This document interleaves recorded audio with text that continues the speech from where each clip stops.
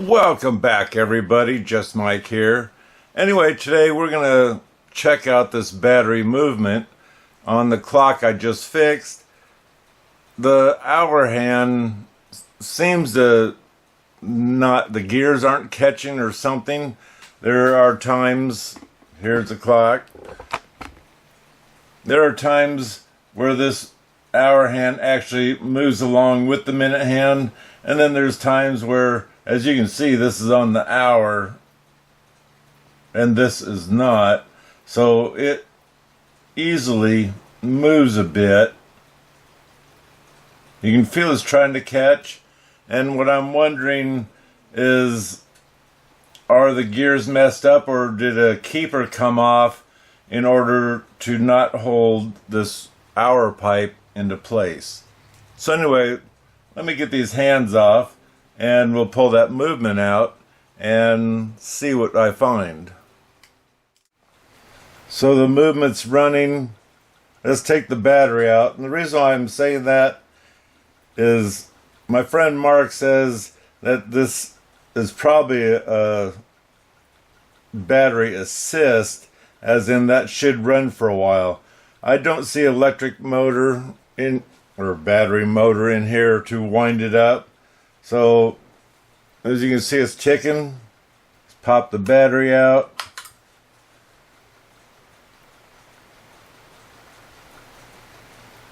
It's slowing down.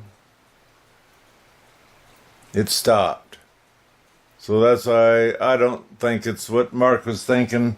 I do have another different movement in one of these clocks that you can actually see the motor right in this area here, that after it winds down, it will kick on the motor, wind the clock up, and that winds up every minute or two, I think, compared to this one, it dies right away.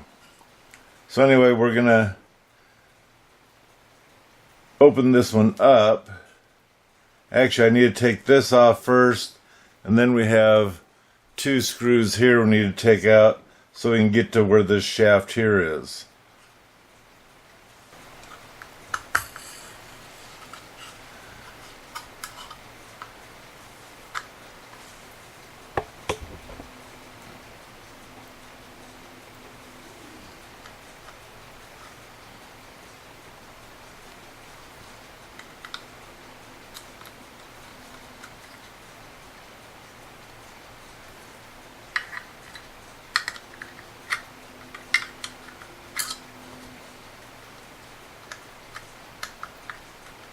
Now we got this hand here that's holding it.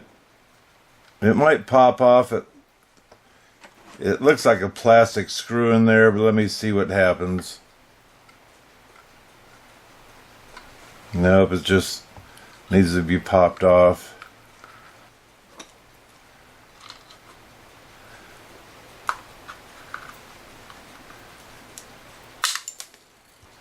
So here's the lever that comes across here, and you flick it and it keeps going. So because I have this coming apart, I'm going to put a drop of oil where each one of those gears are, because I'm taking it apart. Otherwise it's been running pretty good, besides the hour pipe.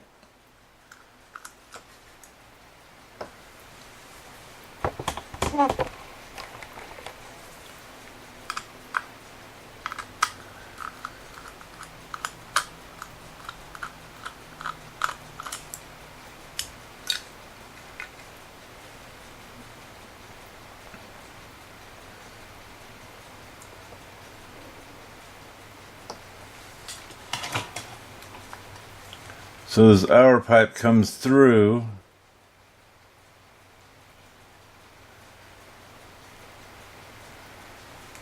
and it comes to this gear here, which is plastic, and I would say there's nothing I can do about it because it might be wore out right there. So the best I can see, originally I thought it was this gear here, and I could tell it's got some wear to it, but actually it's the one in here, and I don't know if you can see on the camera or not, but to me it looks like there's some of this plastic gear up against this plate, and it looks like it needs to be kept forward in order to hit the gears better or whatever. So I think what I'm going to do is take these 3 nuts off and see if I can get to that gear, see if I can push these 2 plastic pieces here, the gears, see if I can get them to come down and stay down, because it does look like it has a metal pin going all the way through it. So let me find my little teeny wrenches and see if I can get that apart. So I pulled this out, the adjuster. It goes up through here and through that plate and that plate. I had to use my pliers because I don't have wrenches with that small of a nut.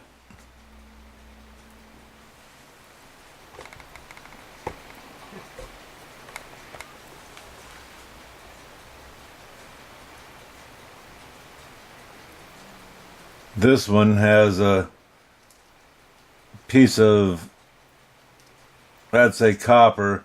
It goes over the end of that, maybe to hold it into place, I'm not sure, but it's there, and it needed to be moved anyway so I could oil it.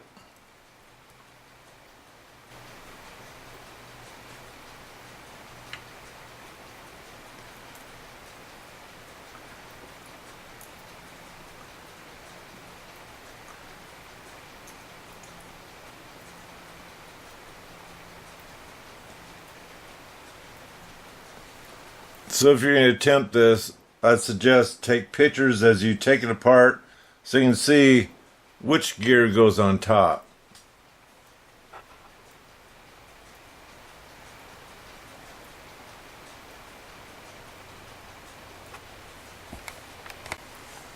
So the one I need to get to is this one. So let's carefully, I don't have my tweezers, pull this one out of place if I can. It goes all the way through, so that's a second hand, which we don't have a second hand on this. Now let's see if we can get this one out. So this is the one that's giving me problems. This goes in through there. Right there is, I'm not sure what that is.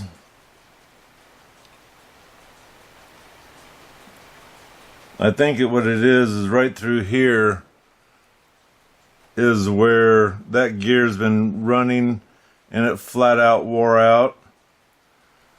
So I'm going to probably have to clean that up, maybe cut it off, and then we're going to have to push this gear closer this way in order to put some pressure on that one to keep it in place. And for where you can see the pattern of where it was wearing, I have room that it can move further down, and we should be good. If not, I hate to buy a new movement because it devalues it, in my opinion, but I'm not going to throw the clock away. So let me see about cutting that off with the razor blade and what I can come up with. Well, I got all back together again. I got oil on it. I was able to shave that gear down below. I didn't get to move much, but the metal rod that goes through these, I got to slide down a little bit. So hopefully it's enough that it's going to catch the gear where it needs to, so that way it doesn't go willy-nilly anywhere. And looks like everything's going to still line up because let's just say the gears are big enough or have room to move. So I'm going to go ahead and put this back into the the case and test her out, I guess. And testing it out means I'll install this back into the clock and then see how well it does on getting the hand back on, and also making sure the hour hand moves around as much as it's supposed to, compared to right now it's missing every once in a while, then it catches and misses and catches. So I got it back in. That little post on the back that you pull out a little bit and turn the hands, you can see it's not catching all the time. So I got my choice of taking it back out, which I'm going to do, and then maybe put a shim in it to pull that gear, because even after sliding it, it still seems like it's got some play, and you can only push it so far while it's in the movement. So let me take it back out. So I thought about this a while. Before I took it apart, I was thinking, what kind of piece of metal can I lightly drill a hole in and get it into here? The problem is that I do believe this gear here has a piece of plastic that goes up a little bit, and then the metal sticks out for here. How am I going to do that? And I got to thinking,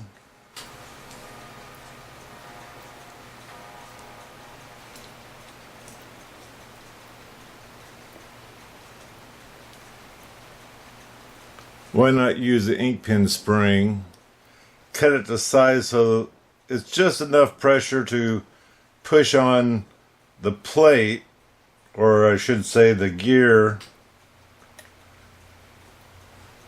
right in between here, and then I'll grease it up a little bit, but it's just going to have very light pressure because I'm not going to use that much of the spring inside there. Let's see if that works. So here I cut my spring. I just have a little bit towards the top, testing it to make sure it's going to fit between the two of them. And I need to take this plate off, separate it, set it on there, and like I say, I'm going to add a little bit of grease on the gear because it's going to be dragging going around, and I'm going to put a little bit of grease on the top of this plate right where that pivot is, and hopefully that's going to take care of my problem.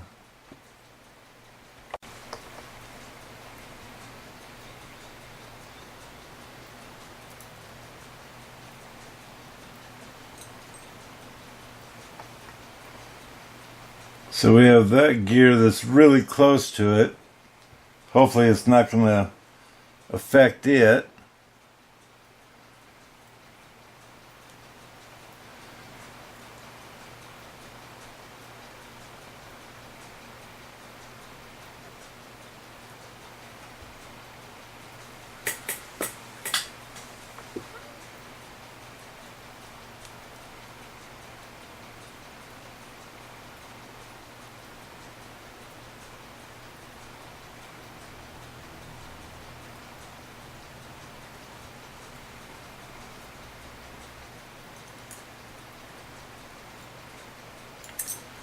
This is a little difficult getting back on, and you seeing too, but I do have a gear right there that comes through that I gotta mess with, and then I'll get this gear in.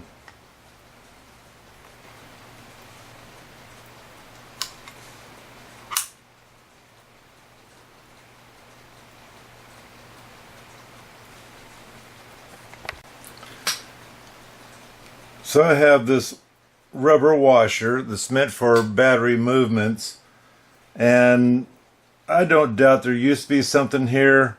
From here to here you can see there used to be something sitting here, and I have a feeling this might have been taken out before and they didn't put a rubber back in, so it may not be as big as the original, but I'm going to put a rubber in there, and that should help it when I snug it down and hold the tile in.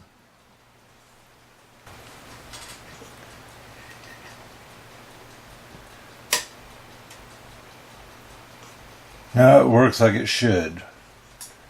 It's going around at the minute hand. So it makes me very happy I got this movement going again, so I can keep the value of this clock. Hope you appreciate this.